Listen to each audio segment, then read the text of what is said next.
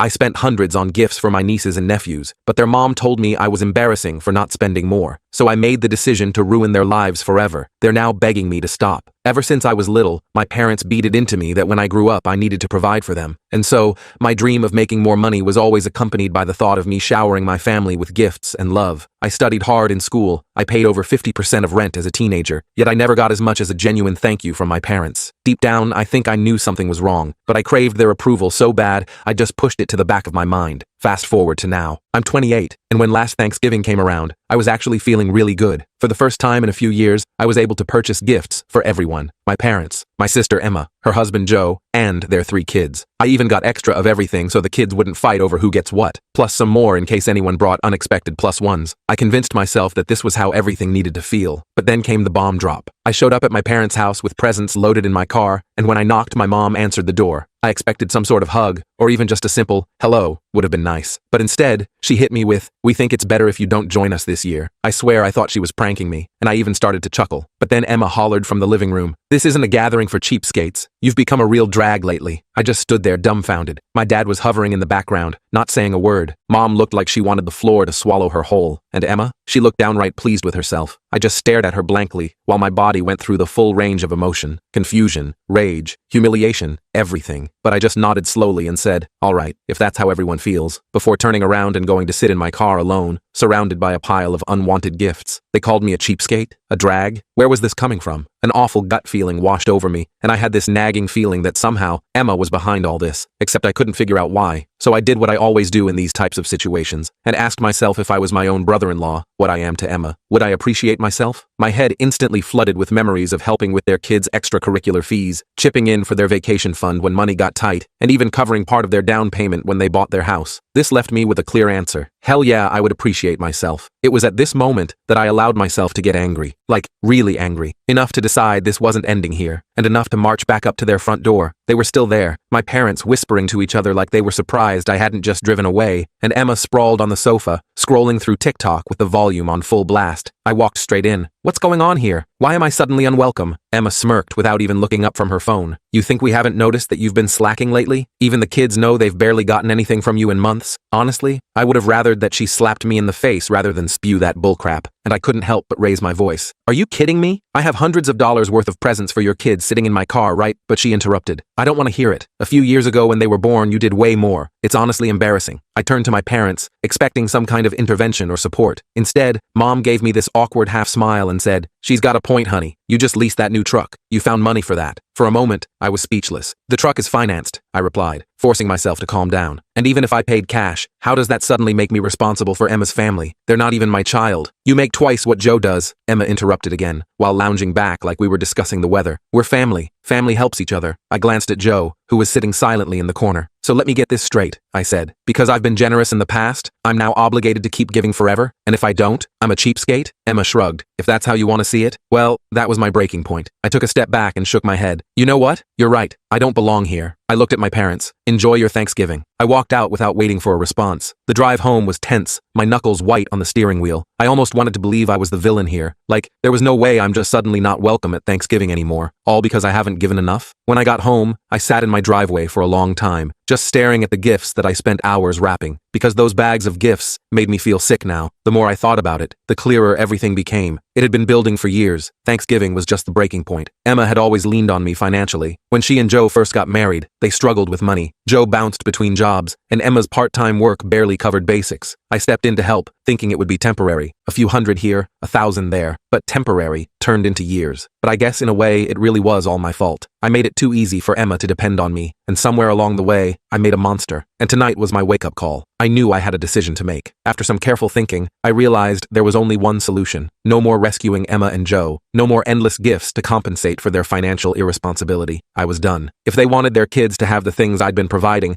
they could figure it out themselves. It wasn't easy. Cutting off my sister meant potentially damaging my relationship with her, her children, and possibly my parents. But I couldn't continue being treated like an ATM instead of a brother and uncle. I didn't reach out to anyone, and no one contacted me either. I thought maybe they got the message, but I should have known Emma wouldn't let it go that easily. The silence stretched through Christmas and New Year's. No calls, no texts, Nothing. For the first time in forever, I spent the holidays completely alone. It wasn't that I expected them to reach out, but it felt strange when the ball dropped at midnight and my phone remained silent. I won't lie, I thought about calling several times, but whenever I picked up my phone, I remembered Emma's smug face and her words, gathering for cheapskates. I'd been their safety net for years, and they had the nerve to treat me like I was disposable? No thanks. By mid-January, things started shifting. Joe had always been the quiet type who avoided confrontation, but one evening, I got a text from him out of nowhere. Just wanted to say I'm sorry about Thanksgiving. I don't agree with what happened. Emma won't listen to me, but I thought you should know. I stared at my phone for a long time, unsure how to respond. Part of me appreciated knowing someone in the family recognized the injustice, but Joe had sat there silently that night, and his apology now felt insufficient. I finally replied, "Thanks for saying that, Joe, but this isn't something I can just brush off." He didn't push it further, which was fine by me. Then, in early February, Emma showed up at my apartment unannounced. I was in the middle of a video call when I heard aggressive knocking. I tried ignoring it at first, but it just kept going. When I finally answered, there stood Emma, looking frazzled and irritated. "We need to talk," she said, pushing past me before I could object. I crossed my arms. "What's this about?" She didn't waste time. "You need to stop this childish behavior and start helping out again." I laughed in disbelief. "Helping out? You mean financing your life? I told you I'm done with that." She glared at me. "You're the one with money to spare. Do you know how hard it's been for us since you decided to throw this tantrum? The kids barely have what they need. Joe's struggling to keep everything together, but we can't manage without your help." I couldn't believe what I was hearing. "Are you listening to yourself? You're a grown woman, Emma. You have a husband and children. If you need more money, find better jobs. It's not my responsibility to solve your problems. You've always helped before," she snapped. "Why are you being so stingy now?" "Stingy?" I echoed. "You want to talk about stingy? Let's talk about how you lied to our parents about me, turned them against me, and then banned me from Thanksgiving because I supposedly wasn't generous enough with your kids. And now you're here asking for more? That takes some serious nerve." She started to interrupt, but I held up my hand. "We're done here. I'm not giving you another penny, and I don't want to hear from you again until you learn how to act like an adult." She stood fuming for a moment before finally storming out. After Emma left, I thought that would be the end of it for a while. She'd sulk, maybe complain to our parents, but eventually realize I wasn't backing down. I was wrong. 2 days later, I got a call from an unknown number. I don't usually answer those, but something told me I should. "Hello? Is this Alex?" a woman asked. "Yes. Who's calling?" "This is Patricia Wilson. I'm an attorney. I represent a client who's raised concerns about certain financial matters involving your family. Do you have a moment to discuss this?" I froze. "An attorney? What financial matters?" "I can't go into specifics over the phone," she continued professionally, "but it involves financial contributions you've made to your sister Emma and her family, particularly the use of those contributions. Would you be willing to meet at my office?" My mind raced with possibilities. Had Emma taken out loans in my name? Was she using my information for something illegal? Or was this just another desperate attempt to guilt me into giving her money again? "Who's your client?" I asked cautiously. There was a brief pause. "I'm afraid I can't disclose that right now, but I assure you, you're not being sued. This is more of an informational meeting." Against my better judgment, I agreed to meet. Curiosity got the better of me, and I couldn't shake the feeling that there was more happening than just Emma being entitled. When I walked into Patricia Wilson's office the next day, she dropped a bombshell almost immediately. "My client is Joe," she said, sliding a folder across her desk. I blinked in surprise. "Joe? Why would he need a lawyer?" Patricia watched me carefully. "He believes Emma has been misusing the money you've given them over the years. He has evidence suggesting she's been hiding funds from both of you." My stomach dropped. "Hiding money? What do you mean?" She opened the folder, revealing bank statements, receipts, and screenshots of text messages. "Joe suspects Emma has been diverting your financial contributions into a separate account. Based on these records, she appears to be using the money for online shopping sprees and secret spa weekends, rather than family expenses." I stared at the documents in shock. "You're telling me all those times I helped with bills and the kids' needs, that money never went to them?" Patricia nodded grimly. "That seems to be the case. Joe discovered this recently, and came to me because he wasn't sure what to do. He was hesitant to involve you initially, but given recent events, he felt you deserved to know." I couldn't believe what I was hearing. Emma had been playing me all along, taking money I thought was helping her family and blowing it on herself. I felt angry, betrayed, and completely stupid for not seeing it sooner. "Does Joe have solid proof?" I asked tensely. Patricia nodded and pushed the folder closer. "See for yourself." I flipped through the documents, finding transfers from my account to their joint account that matched times I'd helped with emergencies. Then there were withdrawals to a separate account in Emma's name alone. Transactions from that account showed expensive online shopping, spa retreats, and even a weekend getaway with someone named Jen that Joe apparently knew nothing about. "Unbelievable," I muttered, shaking my head. "And Joe just found out?" "He only discovered the separate account recently," Patricia explained. "He had suspicions for some time,